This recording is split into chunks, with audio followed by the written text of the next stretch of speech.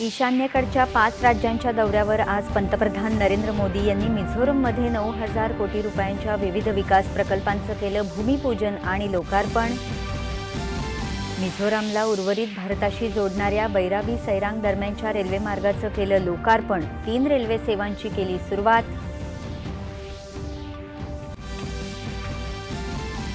अधिकाधिक मतं देणाऱ्या प्रदेशांवर आधीच्या सरकारांनी लक्ष केंद्रित केल्यामुळे मिझोरमसह संपूर्ण ईशान्य भारत दुर्लक्षित राहिला असल्याची पंतप्रधानांची टीका।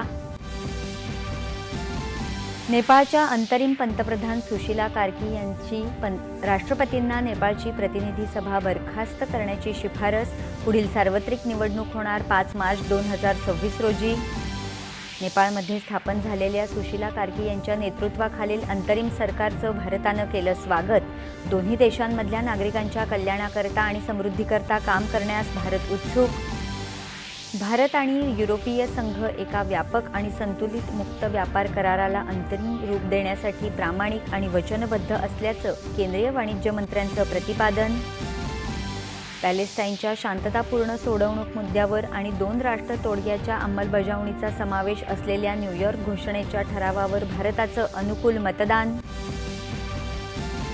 विविध विकास प्रकल्पांचं लोकार्पण तसंच योजनांच्या लाभ वितरण सोहळ्यासाठी मुख्यमंत्री देवेंद्र फडणवीस यवतमाळ इथे दाखल। हाँगकाँग खुल्या बॅडमिंटन स्पर्धेत पुरुष दुहेरीत सात्विक साईराज रांकीरेड्डी आणि चिराग शेट्टी या जोडीची अंतिम फेरीत धडक।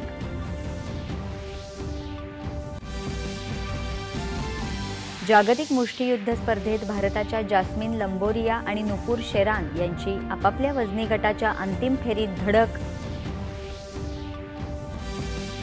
आणि जपानमध्ये आजपासून जागतिक ॲथलेटिक्स अजिंक्यपद स्पर्धेला होणार सुरुवात। ऑलिम्पिक सुवर्णपदक विजेता नीरज चोप्राच्या नेतृत्वाखाली भारतीय पथक सहभागी।